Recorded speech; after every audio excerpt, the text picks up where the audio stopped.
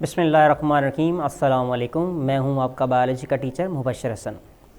हम चैप्टर 7 पढ़ रहे थे और चैप्टर 7 में हमने मेटाबॉलिज्म एसएलओ नंबर 4 तक डिस्कस कर लिया था। आज हमने डिस्कस करना है एसएलओ नंबर 5। एसएलओ नंबर 5 क्या है? Enzyme inhibition. चैप्टर हमारा 7 है, चैप्टर का नेम मेटाबॉलिज्म, और आज एसएलओ नंबर 5 यानी कि एंजाइम इनहिबिशन हम डिस्कस करने जा रहे हैं। बड़ा इंपॉर्टेंट टॉपिक है, याद रखिएगा। इसके लिए आपने याद रखना है कि ये लॉन्ग क्वेश्चन भी है, इसमें से शॉर्ट क्वेश्चन भी पॉसिबल है और इसमें से एमसीक्यूज भी पॉसिबल है। यानी कि ये खुद से लॉन्ग क्वेश्चन भी है, इसमें से शॉर्ट क्वेश्चन भी बन सकते हैं। कौन कौन से होंगे वो साथ साथ हम डिस्कस कर लेंगे और इसमें से एमसीक्यू भी बनते हैं। अच्छा, अब हम देखते हैं एंजाइम इनहिबिशन क्या है। बाज़ का क्या होता है कि रिएक्शन हो रहा है और रिएक्शन जो है वो स्टॉप हो गया है। होता क्या है, यानी कि एंजाइम रिएक्शन को प्रोसीड नहीं कर पाते। तो हम यहाँ पर लिखेंगे एंजाइम इनहिबिशन एक ऐसा फिनोमेना है in which some enzymes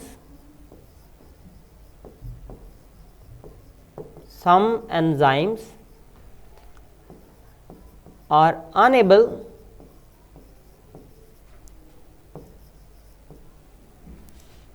to complete or proceed a biochemical reaction.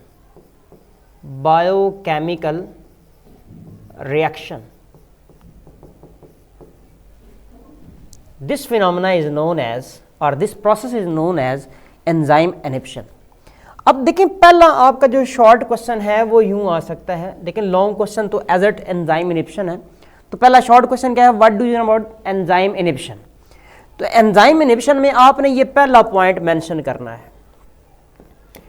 दूसरे नंबर पर यहां पर जो हमने डिस्कस करना है कि वो एंजाइम की जो इनहिबिशन है, यानी कि सम एंजाइम जो है वो बायोकेमिकल रिएक्शन को कंप्लीट क्यों नहीं कर पा रहे हैं, वो होता है कुछ खास केमिकल की वजह से। अच्छा, हम उन केमिकल्स का नाम लिखने जा रहे हैं, यानी कि उनको हम कहते हैं इनहिबिटर्स। यहां पे मैं मेंशन कर रहा हूं इनहिबिटर्स।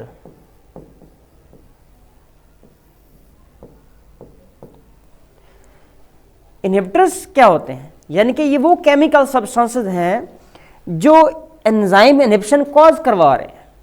तो इसके लिए हम डेफिनेशन यूं लिखेंगे, the chemical substances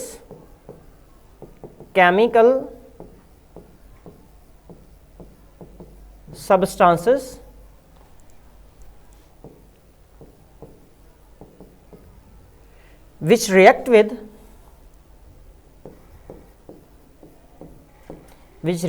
substrate, यानी कि सबस्ट्रेट के साथ वो रिएक्शन कर रहे हैं,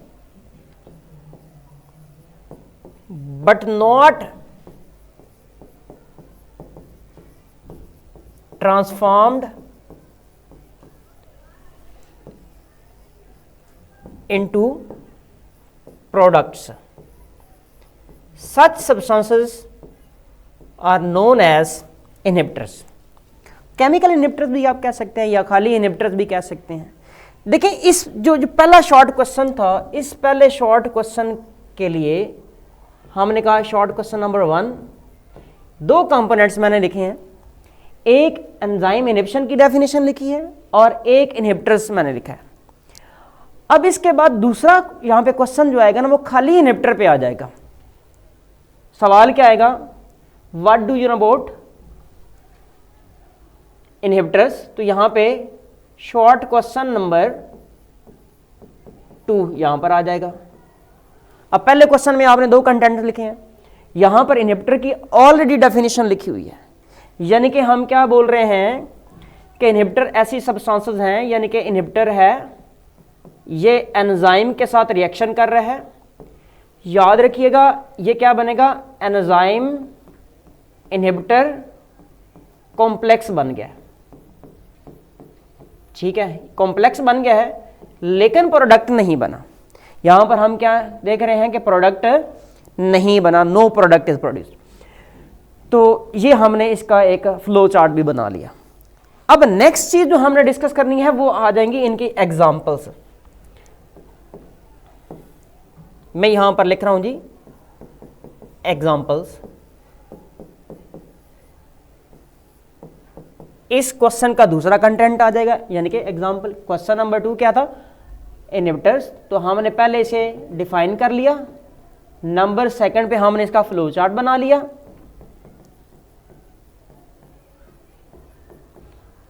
और you can say chemical equation बना ली। और नंबर 3 पर हमने क्या करना है, इसकी एग्जांपल देख लेनी है। तो इस तरह से इस क्वेश्चन के भी कंटेंट पूरे हो जाएंगे। तो यहां पर हम एग्जांपल्स लिखते हैं। नंबर फर्स्ट में आपकी बुक में मेंशन की गई है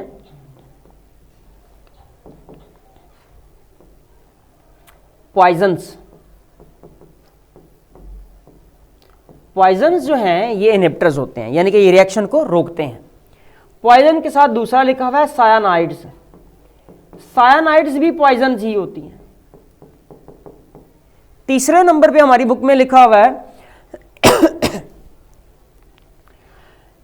ड्रग्स, और यू कैन से पहले लिख सकते हैं एंटीबायोटिक्स। एंटीबायोटिक्स। नंबर 4 पर लिखा हुआ है ड्रग्स। नंबर 5 पर लिखा हुआ है अकमुलेटेड प्रोडक्ट्स, यानी कि अपने सेल के अंदर जो प्रोडक्ट्स बनी है ना, जब वो एनफ अमाउंट में बन चुकी होती हैं तो वो भी इनहिबिटर बन जाते हैं। तो यहां पर मैं मेंशन कर रहा हूं अकमुलेटेड प्रोडक्ट्स। तो क्या? Poisons, cyanides, antibiotics, drugs, accumulated products. तो ये आज की एग्जांपल। क्वेश्चन हमारा शॉर्ट क्वेश्चन क्या है? What do you know about inhibitors? Define inhibitors. Define inhibitor रहेगा तब भी हम एग्जांपल लिखेंगे, साथ डेफिनेशन लिखेंगे और एग्जांपल। ये हमारा दूसरा क्वेश्चन यहां पर शॉर्ट क्वेश्चन मुकम्मल हो जाता है। अच्छा जी, अब तीसरे नंबर पे जो बात डिस्कस करने जा रहा हूं वो है इफेक्ट ऑफ, और you can say effect of inhibitors. Inhibitors के क्या क्या इफेक्ट होते हैं? नंबर फर्स्ट, आप देखें ये भी क्वेश्चन है, मैं यहां पर लिख देता हूं शॉर्ट क्वेश्चन नंबर हमारा 3। इसमें इफेक्ट हैं वो वाज़े तौर पे हैं। वो कौन कौन से इफेक्ट हैं वो हम मेंशन करते हैं। नंबर फर्स्ट पे हम ये लिखेंगे ब्लॉक करते हैं एक्टिव साइट को। एक्टिव साइट को ब्लॉक करते हैं। अब ब्लॉकेज के वाले से दो बातें यहां पे आएंगी। वो क्या है जी? नंबर फर्स्ट पे देखिएगा, ब्लॉक करते हैं टेम्पोरेरीली एक बात, या फिर परमानेंटली ब्लॉक करते हैं। परमानेंटली, दोनों बातें हम मेंशन करेंगे। यानी कि एक्टिव साइट को ब्लॉक करेंगे टेम्पोरेरीली और परमानेंटली। टेम्पोरेरीली ब्लॉक किया तो इसका मतलब है इसका इफेक्ट रिवर्स हो सकता है, लेकिन परमानेंट ब्लॉक कर लिया इसका मतलब उसका इफेक्ट रिवर्स नहीं हो सकता।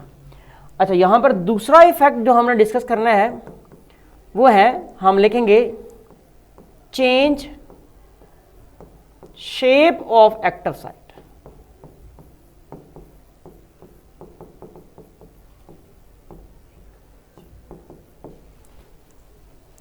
Change shape of active site, यानी कि एक्टिव साइट की शेप को चेंज कर देता है।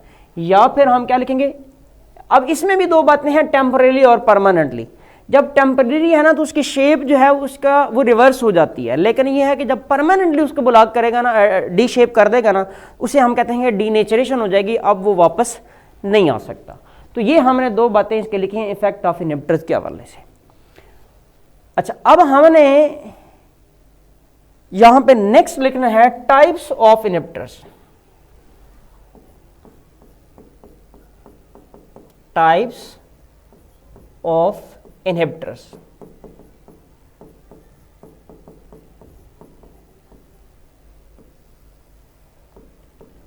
हमने यहां पर दो टाइप्स डिस्कस करनी है इनहिबिटर्स की।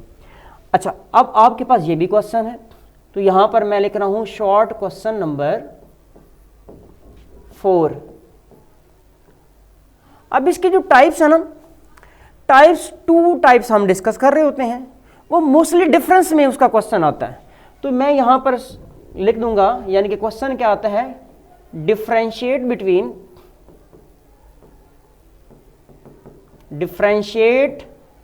Between type 1 and type 2।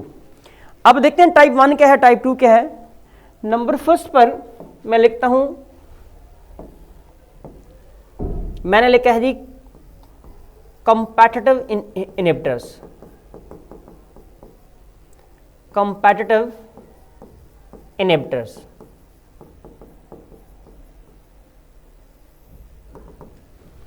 पहली बात पे मैंने पहले जो टाइप लिखी है वो कंपैटिटिव इनहिबिटर्स हैं। यहां पे देखिएगा, अब वर्ड देखें, कंपैटिटिव कंपटीशन से आता है। इसका मतलब इसका किसी के साथ कंपटीशन है। तो किसके साथ कंपटीशन है, तो इसके लिए हम लिखेंगे ऐसा इनहिबिटर जो एक्टिव साइट के साथ बाइंड करता है। ऐसा इनहिबिटर जो किसके साथ बाइंड कर रहा है, एक्टिव साइट के साथ। अब एक्टिव साइट के साथ हमने ऑलरेडी बात की है कि या तो क्या करेगा, उसको डेफिनेटली ब्लॉक करेगा। अब ब्लॉक के लिए हमने बात की, या तो वो टेम्परेरीली ब्लॉक करेगा या फिर परमानेंटली ब्लॉक करेगा। ये दोनों हमने बातें ऑलरेडी कर ली हैं। यानी कि ऐसे इनहिबिटर्स जो कि किसके साथ बाइंड करते हैं, एक्टिव साइट के साथ, ऐसे इनहिबिटर को हम कंपैटिटिव इनहिबिटर कह रहे हैं। इसकी और बातें देखें तो नंबर फर्स्ट पे आपने कहा कि एक्टिव साइट को ब्लॉक करते हैं। नंबर सेकंड में देखिएगा, इसकी शेप सबस्ट्रेट जैसी होती है, यानी कि मैं लिखूंगा सिमिलर टू सबस्ट्रेट है। ये बिल्कुल सबस्ट्रेट जैसा होता है, ये सबस्ट्रेट जैसा होता है, तभी तो एंजाइम की एक्टिव साइट के साथ बाइंड कर सकता है। तो आपने क्या कहा है कि कंपटीशन है, इसका कंपैटिटिव है ये। तो कंपैटिटिव इनहिबिटर ऐसे इनहिबिटर जिसने क्या करना है, एक्टिव साइट को ब्लॉक करना है परमानेंटली या टेम्परेरीली। अगर टेम्परेरीली ब्लॉक करेंगे तो इसका मतलब इसका एक्शन रिवर्स हो सकता है। अगर परमानेंटली बाइंड कर जाएंगे तो उसका एक्शन रिवर्स नहीं हो सकता, टेम्परेरीली उसका एक्शन रिवर्स हो सकता है। तो ये हम कह रहे हैं कि सिमिलर टू सबस्ट्रेट, इनका स्ट्रक्चर कैसे होता है, बिल्कुल सबस्ट्रेट जैसा होता है। अच्छा जी, अब हम चलते हैं इसकी दूसरी टाइप की तरफ। नंबर सेकंड, दूसरे हैं नॉन कंपैटिटिव इनहिबिटर्स।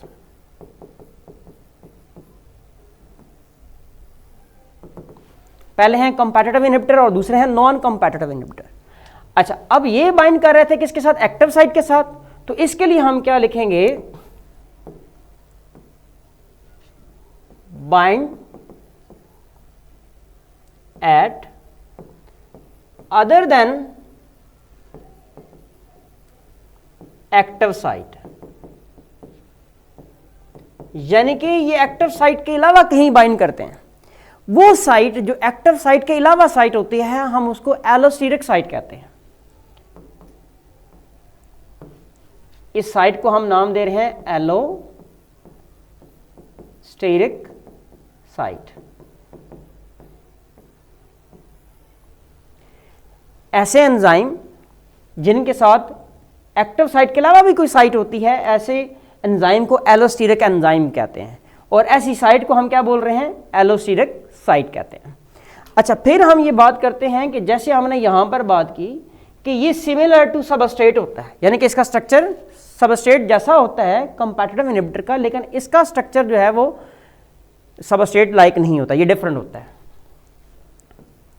तो मैं यहां पर मेंशन करूंगा नॉट लाइक सबस्ट्रेट, ये सबस्ट्रेट जैसा नहीं होता।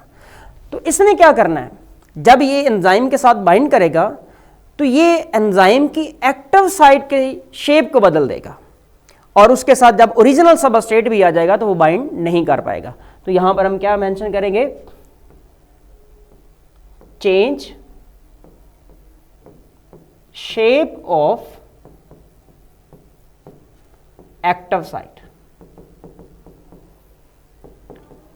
बाइंड किया था एलोस्टेरिक साइट के साथ, शेप चेंज की है एक्टिव साइट की। जब एक्टिव साइट की शेप चेंज कर दी है ना, तो अब रियल सबस्ट्रेट भी आ जाएगा ना, तो इसके साथ बाइंड नहीं कर सकता।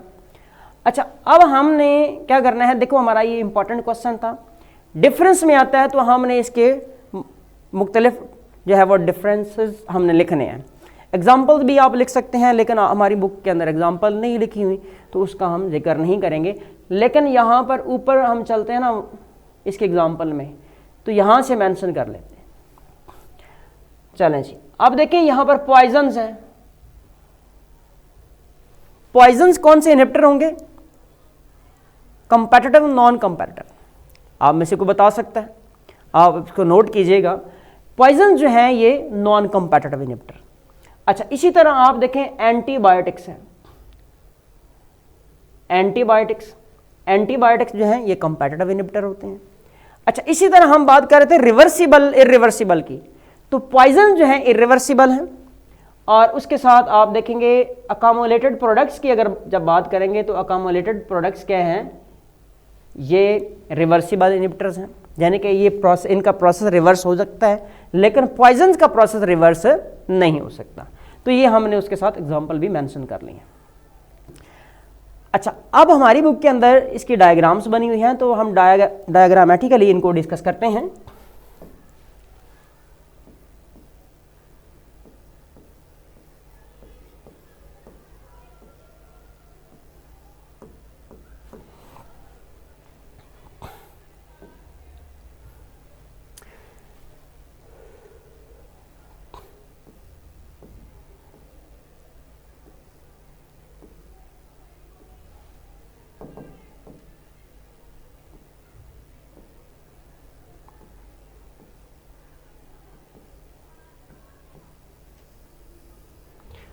मैंने ये एक एंजाइम बनाया है, एज इट हमारी बुक में ये एंजाइम बना हुआ है।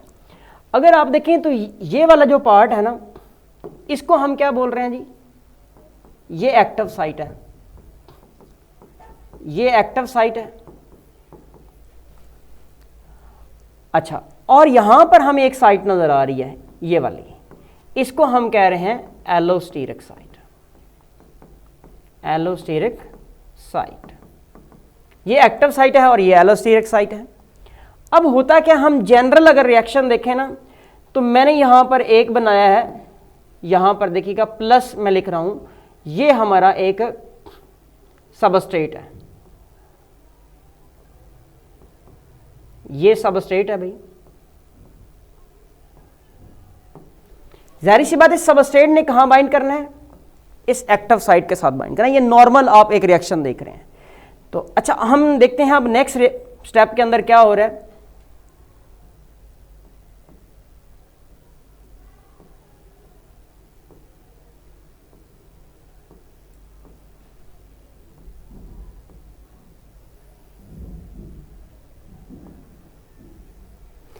अब यहां पर इससे पहले क्या बन रहा है, यानी कि ये वाला सबस्ट्रेट है, ये एंजाइम है, तो डेफिनेटली क्या होगा, एंजाइम सबस्ट्रेट कॉम्प्लेक्स बनेगा।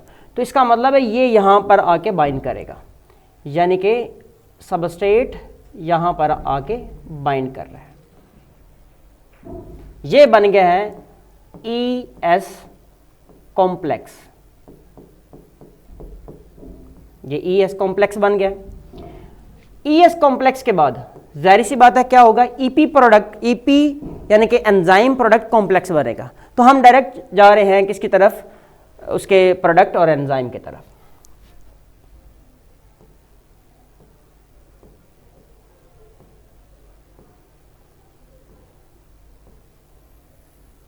आपने देखा यहां पर इस एक्टिव एलोस्टेरिक साइट का कोई रोल नहीं था, क्योंकि एंजाइम सबस्ट्रेट किसके साथ बाइंड कर रहा था, उसकी एक्टिव साइट के साथ। ये देखिए एक्शन मैकेनिज्म की बात कर रहे हैं यहां पर, ये वाला एक्शन मैकेनिज्म है, यानी कि नॉर्मल एक बात कर रहे हैं।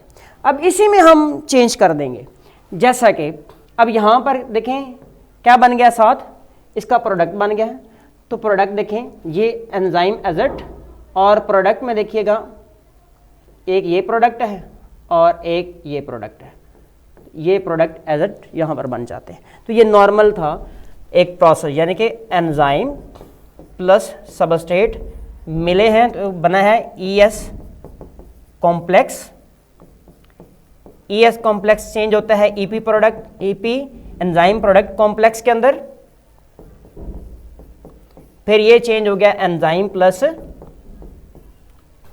प्रोडक्ट के अंदर, एंजाइम एज इट मौजूद है। ये हमने नॉर्मल मैकेनिज्म देखा था। अब इसी के अंदर हम मेंशन करेंगे किसको, जो हमने डिस्कस किया है नंबर फर्स्ट, कॉम्पिटिटिव इनहिबिशन। तो इसकी बात करें तो सेम इसी बात को, इसी डायग्राम को हम इसके अंदर डिस्कस कर सकते हैं। कैसे? अब देखें, सपोज करें कि ये वाला जो है हमारे पास क्या है, इनहिबिटर है। मैं यहां पर इसको इनहिबिटर मेंशन कर रहा हूं, ये आ गया जी इनहिबिटर। तो यहां पर क्या होगा, अब enzyme complex, enzyme substrate complex नहीं होगा, बल्कि हम इसको क्या लिखेंगे, एंजाइम इनहिबिटर कॉम्प्लेक्स। और इसके बाद ये वाला जो प्रोसेस है ये नहीं होगा, यानी कि एंजाइम प्रोडक्ट कॉम्प्लेक्स नहीं बनेगा, क्योंकि ये जो इनहिबिटर था ये यहां पर लगा हुआ है, इसने सिर्फ इस एक्टिव साइट को ब्लॉक किया हुआ है। अच्छा, ये एक प्रोसेस आ गया। दूसरा है नॉन कॉम्पिटिटिव का। तो नॉन कॉम्पिटिटिव में हम क्या करेंगे, देखें उसी तरह से एंजाइम मौजूद है, ये इसकी एक्टिव साइट है,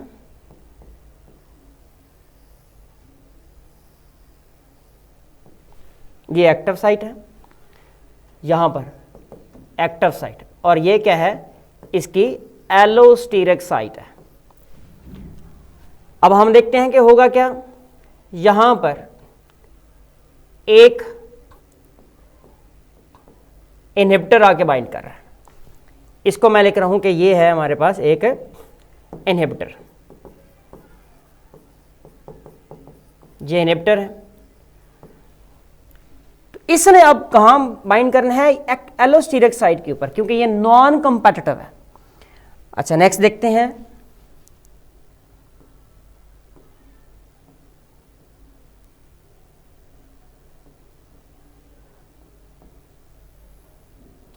जरा और कीजिएगा, ये वाला जब इनहिबिटर यहां पे बाइंड करेगा, देखें यहां पर बाइंड किया है, तो यहां पे जो एक्टिव साइट की शेप थी और ये एक्टिव साइट की शेप थी, ये टोटली चेंज हो चुकी है। अब इसके साथ अगर रियल वाला सबस्ट्रेट आके बाइंड करना चाहेगा तो वो इसके साथ बाइंड नहीं कर सकेगा। तो वो अगर आके बाइंड करता भी है तो आप देखते हैं कि वो यहाँ पे टेम्परेरीली बाइंड करेगा और परमानेंटली नहीं बाइंड कर सकेगा, इम्प्रॉपरली बाइंड करेगा।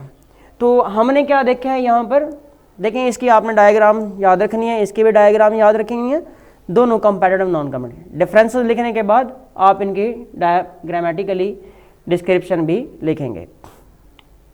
तो आज का जो हमारा टॉपिक है, देखें वो एंजाइम इनहिबिशन था। हमने सबसे पहले एंजाइम, अगर लॉन्ग क्वेश्चन आता है तो हमने एंजाइम इनहिबिशन की डेफिनेशन लिखनी है, फिर इनहिबिटर की डेफिनेशन लिखनी है, फिर इक्वेशन लिख लेंगे, फ्लो चार्ट बना लेंगे, देन एग्जांपल्स ऑफ इनहिबिटर लिखेंगे, देन इफेक्ट ऑफ इनहिबिटर लिखेंगे, देन टाइप्स ऑफ इनहिबिटर लिखेंगे, और लास्ट पे हमने क्या करना है, उसकी डायग्राम बनानी है।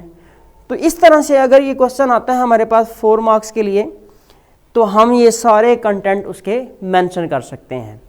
तो आज का हमारा जो टॉपिक है, इसमें सबसे इम्पॉर्टेंट जो MCQ हैं वो कौन से हैं, वो ये हमारे पास एंजाइम्स हैं, सॉरी इनहिबिटर्स की एग्जांपल्स हैं, poison, cyanide, antibiotics, drugs, accumulated products. ये 5 एग्जांपल हमारी बुक में लिखी हुई, ये MCQ हैं। बाकी लॉन्ग क्वेश्चन है और शॉर्ट क्वेश्चन एज इट हमने देख लिए हैं। तो आज का हमारा लेक्चर यहाँ तक था। आपने इसको अपनी नोटबुक्स के ऊपर राइट अप करना है और इसी तरीके से आपने लिखना है और इसी तरीके से आपने याद करना है, क्योंकि ये एक इम्पॉर्टेंट टॉपिक है। तो आज तक इतना ही। अल्लाह हाफिज़।